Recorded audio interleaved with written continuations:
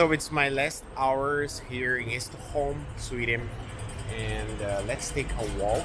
I will show guys a little bit around and kind of read some curiosities, some facts about this country in a park. There are so many parks, small parks, kind of squares around the city. There are so many green areas here. So yeah, I will show you guys everything. So far I've been very lucky because all the hostels I've been staying here in Europe. They're so nice. They're really cool. The mattress, they're very comfortable. Yeah, the showers, just great. The environment, the vibe, the people, the hostels, yeah, they're great.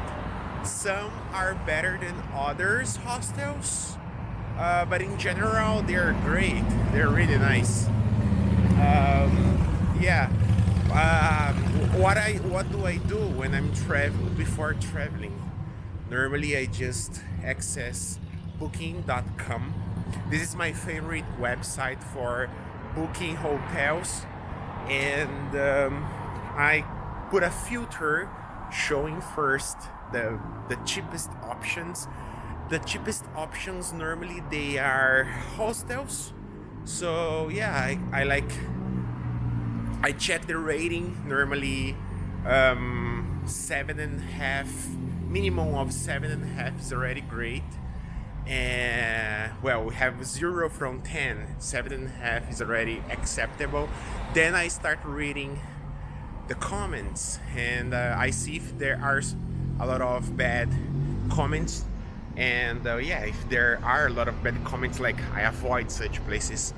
Also I check the price, comments, and the distance of the hostel to the city center or to the bus station, train station, because it's something important to be considered. Sometimes the hostel is very cheap because it's very far away from downtown, from the most touristic attractions. So it's important to pay attention and take a look at these points. And sometimes I compare prices in booking.com with hostelworld.com. Sometimes prices in hostelworld.com, they are cheaper. So yeah, few times I just book with Hostel World, and yeah, basically this is two websites I'm using for hotels. And there are a lot of other websites where we can book hostels, but basically booking.com and hostelworld.com, they are the most famous ones, the most popular ones. And one of the countries I'm gonna visit in this month is Belarus. And as you know guys, Belarus is supporting Russia in the war against Ukraine, and for that reason Belarus is suffering some sanctions. So if you try to search for hostels in Belarus, in booking.com, in Hostel World, or other major American or like European websites, you will not find any result at all. I tried and I found anything. So what I did, there is a website called hotels.com. It's like hotels.com. I don't know if it's Brazilian. I don't know the origin of this website, but it's trustful. I think it's Brazilian. It's trustful because I've already booked some Brazilian hotels there, and I found a lot of places in Belarus in this Brazilian website. I don't know if it's Brazilian. I even had success talking to the hotel. I just sent them a message asking if the situation in Belarus is okay, and etc. And then I booked a hostel in Minsk, the capital of Belarus, and I booked a hotel in Brest, another city in Belarus, on the border to on the Belarus Poland border. This is the only hotel I've booked in this trip. In the 16 countries I am traveling around, I'm staying only at hostels in shared rooms, so only in Brest I will be alone. And looks like a very big hotel, very Soviet kinda Soviet architecture, everything very very large, very big. And yeah, I'm feeling myself happy and strong and rested. I've been sleeping very well so far, and yeah, that's it. I will tell you guys some curiosities about Sweden, and let me see if I'm in the correct park. I don't know if this is the park I'd like to be. Oh, yes.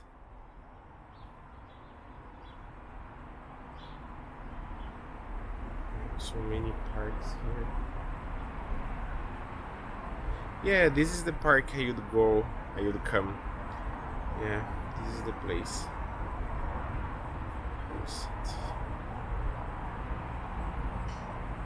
Sweden is much cheaper than Norway. There is no comparison. Yeah, here is much cheaper. I think like the double the price. For that reason, some Norwegian people, they come to Sweden to buy things here because things are cheaper here.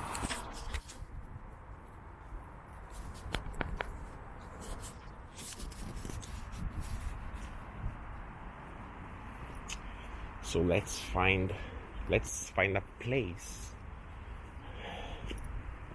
It's about almost 10 a.m. here. It's a very beautiful day, thank God.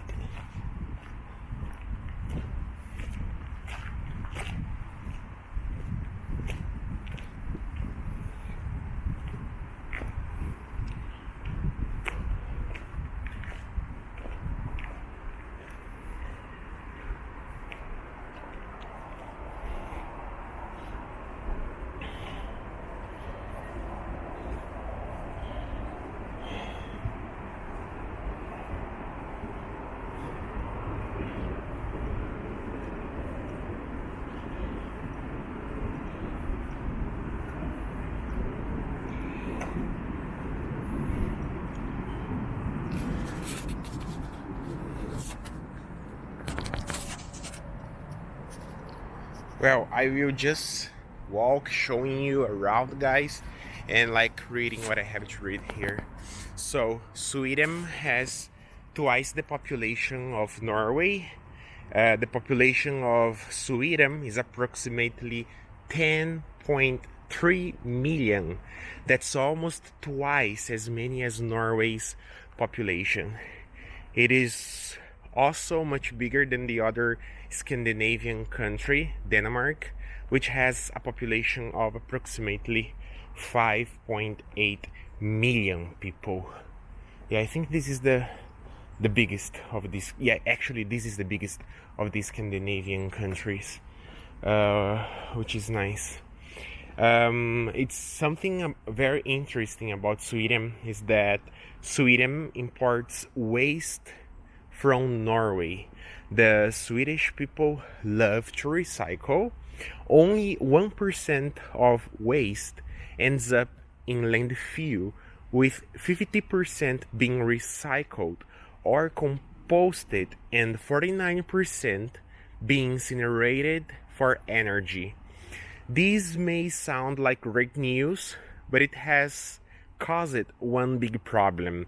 There is not enough waste left to keep the incinerators running. Wow, this is great. I mean, everybody has a conscious of recycling here. This is so great. We don't have it so far in Latin America.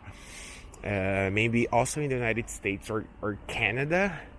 Yeah, we don't have this idea very well put of recycling things like they do have here in the Scandinavian countries. So Sweden has come up with a novel solution. They import waste from Norway and from the UK to keep the lights on, and as a double bonus, the countries actually pay Sweden to take their waste away. Wow, this is really awesome. So Sweden is getting money to recycle, and also this country is helping the environment. Yeah, this is a great example to be followed. Another thing, as you guys could note, there are so many trees everywhere, rivers, and more than half of Sweden is covered in forest. According to Sveaskog, approximately 57% of Sweden is forested. Wow, that's great. Sweden is an economic powerhouse. Many prominent companies were founded in Sweden, especially in the areas of design and technology. Electrolux, Ericsson, H&M, wow, I didn't know, IKEA, Saab, Scania, and Volvo are just some of the famous Swedish names in global business. Also, countless inventions and innovations come from Sweden. Notable ones include Tetra Pak, the pacemaker, dynamite, and the spherical ball bearing. Wow, that's great. Yeah. In general, the Scandinavian countries, they're very creative. They are always inventing things. They're very innovative countries. But Sweden, has invented a lot of things. It's great. So, to end this video, innovation is a way of life here in Sweden. The fact that Swedes are innovative cannot be argued. To mention just a few of their innovations, they created the ultrasound, the pacemaker, the safety match, the refrigerator, the computer mouse, the Celsius temperature scale, the 3-point seatbelt, which was launched by Volvo in 1959, and it is found in more than 1 billion cars worldwide, and it is said to have saved over 1 million lives. Yeah, that's true. I had a meeting with I listened to a presentation of a guy who works at Volvo of Brazil, and he said that before the invention of the 3-point seat belt, a lot of people died actually, and nowadays with this 3-point seat belt, a lot of people are being saved. So of course this was a great inventions that saves lives, inventions that protect lives. Oh, these are one of the best inventions, like the pacemaker, for example. And that's it, guys. Let me know what you think about Sweden. Let me know so far which of the 3 countries you liked the most so far. If it was Denmark or Norway or Sweden. In few hours, maybe in 1 hour, I'm going to Arlanda Airport here in Sweden, about 40 minutes from Stockholm downtown. There is like a tram from downtown to there, and at 3 p.m. I will take my flight from here, Stockholm, to Helsinki, Finland. It will be 1 hour flight, so a very short flight. And I have this afternoon, I will arrive about 4 p.m. at Helsinki airport, and maybe about at 5 p.m. at my hostel. So I have this afternoon and evening to explore a little bit of Helsinki, which I think it's not a big city. I don't think they have a lot of attractions. I think it's similar to here. And like today is Tuesday, so I have all tomorrow, all the Wednesday to explore Helsinki.